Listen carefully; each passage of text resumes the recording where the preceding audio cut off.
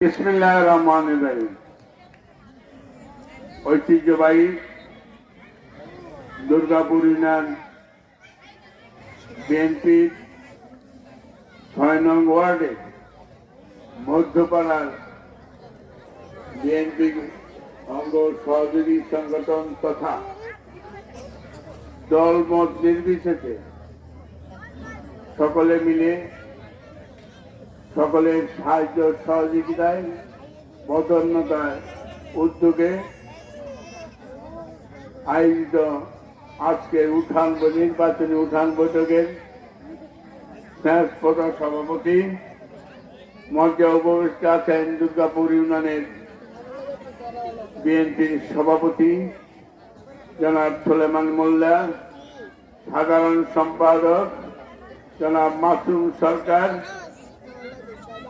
যুবদলের ইউনিয়ন আহ্বায়ক জনাব মিজানুর রহমান সহ অঙ্গ সহযোগী সংগঠনের নেতৃবৃন্দ, বাজার কমিটির সম্মানিত সভাপতি, সাবেক মেম্বার এবং আমার সামনে উপস্থিত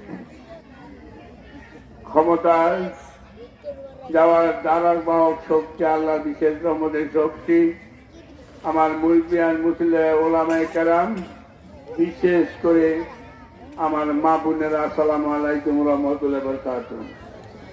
বক্তব্য আপনারা শুনেছেন, যদি আর নতুন করে বক্তব্যের অবকাশ আছে বলে আমি মনে করি না।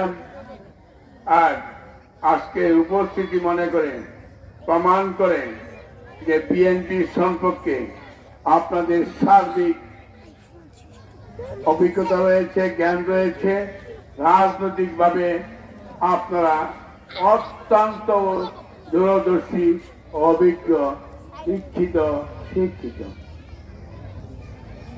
বিশেষ করে